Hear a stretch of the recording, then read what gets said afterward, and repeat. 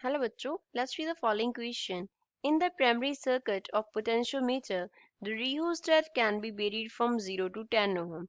Potentiometer के primary circuit में जो रियोस्टेट है, ये वाला जो हमारे पास पोर्शन है, इसको हम 0 से लेके 10 ओम तक वेरी कर सकते हैं. Initially it is at the minimum resistance 0. Initially इसको 0 रेजिस्टेंस पे रखा है. Find the length AP of the wire such that the galvanometer shows 0 deflection. पहले तो हमें A से P तक का लेंथ निकालना है जिसके लिए गैल्वेनोमीटर 0 डिफ्लेक्शन शो करे. Now the rheostat is put at the maximum resistance. तब हमें क्या करना है उसके आफ्टर rheostat को maximum resistance means 10 ohm पे कर देना है and the switch S is closed. switch S को क्या कर देना है, close कर देना है. Now new balancing length is found to be 8 meter. जो न्यू बैलेंसिंग लेंथ आएगी, जो न्यू लेंथ इस पे गैल्वेनोमीटर का जो बैलेंस पॉइंट है वो गैल्वेनोमीटर का जो डिफ्लेक्शन है वो 0 बनता है, वो बैलेंसिंग लेंथ 8 मीटर है. Find the internal resistance R of the 4.5 volt cell. तो हमें उसके बाद क्या करना है, 4.5 वोल्ट सेल का internal resistance R find out करना है. First of all we will talk about the key concept of the question. इस क्वेश्चन में यूज की कॉन्सेप्ट क्या है. तो इस क्वेश्चन को सॉल्व करने के लिए सिंपली हम क्या करेंगे, ओम्स लॉ के अकॉर्डिंग हम पोटेंशियल को इक्वेट करेंगे. पोटेंशियल दैट इज V, इसको इक्वेट करेंगे किसके साथ, करंट इनटू रेजिस्टेंस के साथ. Current that is I into resistance that is R. Current into resistance के साथ हम पोटेंशियल को इक्वेट करेंगे. अब सॉल्व करते हैं. पहले तो केस 1 कंसिडर करते हैं. केस 1 जब हमें क्या दिया गया है कि जो रियोस्टेट है वो मिनिमम रेजिस्टेंस पे है, तो रियोस्टेट का जो रेजिस्टेंस है वो क्या है, 0 है. रियोस्टेट का रेजिस्टेंस 0 है, तो यहाँ पे 0 रेजिस्टेंस हो गया.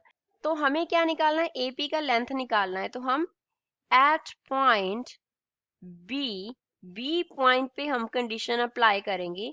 हमने जो पोटेंशियल यहाँ से दिया है 4.5 वोल्ट, उसको एज इट इज लिख लिया, इज इक्वल्स टू ये ऊपर जो हमने 10 वोल्ट का बैटरी लगाया है, इसको क्या करेंगे, डिवाइड करेंगे पहले तो टोटल रेजिस्टेंस से. टोटल रेजिस्टेंस क्या बन रहा है, 9 ओम एंड 1 ओम दोनों सीरीज में है, तो 9 + 1 कर दिया, मल्टीप्लाई किससे होगा, ये जो AP का हमारे पास A से लेके P तक का हमारे पास रेजिस्टेंस होगा. अब A से P तक का रेजिस्टेंस कितना होगा, टोटल रेजिस्टेंस जो है that is 9 divide by total length that is 12 multiply by A से P तक का लेंथ हम L कंसिडर कर लेते हैं.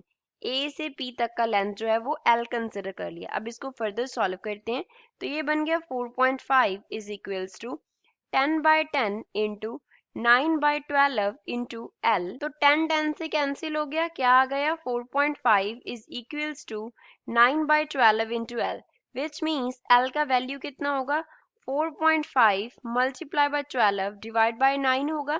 अब इसको सॉल्व करने पे कितना आएगा आंसर, 6, विच मीन्स L का वैल्यू, और वी कैन से A से P तक का जो डिस्टेंस है वो कितना आ गया, पहले तो 6 मीटर आ गया.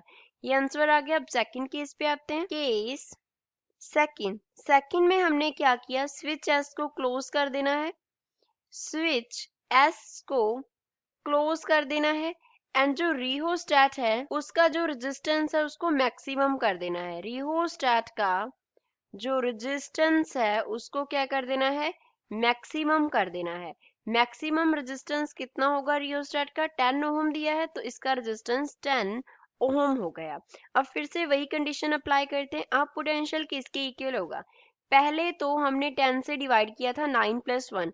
अब 9 + 1 के साथ एक रेजिस्टेंस और ऐड हो गया, रियोस्टेट का, दैट इज 10 ओम इनटू जो हमारे पास ये पोटेंशियोमीटर है, इसका जो हमारे पास क्या आएगा, 9/12 आएगा यूनिट लेंथ के लिए, और न्यू बैलेंसिंग लेंथ कितनी है, 8 मीटर. पहले केस में तो 6 मीटर हमने फाइंड की, नेक्स्ट केस में कितनी है, 8 मीटर. तो हम क्या करेंगे, 9/12 इंटू 8 करेंगे, तो यहाँ पे क्या आएगा, 9/12 मल्टीप्लाई बाय 8 आएगा. अब यहाँ से फर्दर हम क्या लिख सकते हैं, 10/20 multiply by 9/12 multiply by 8. So this is equals to 1/2 multiply by 9/12 multiply by 8.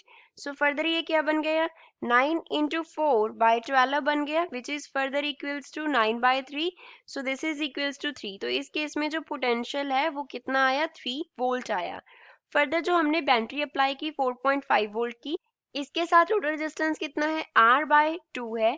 सामने जो टोटल है R/2 है, मल्टीप्लाई किससे होगा, ये 2 से होगा। सामने वाली लेंथ के जो रेजिस्टेंस होता है उससे मल्टीप्लाई करते हैं। तो हम यहाँ से क्या लिख सकते हैं, 4.5 डिवाइड बाय टोटल कितना है, R/2 है।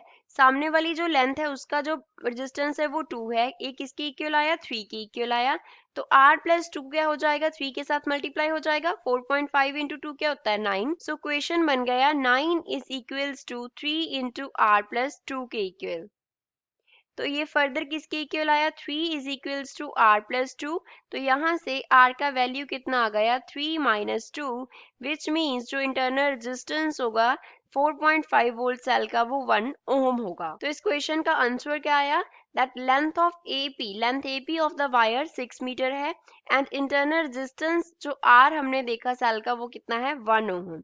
आई hope you understood well, thanks.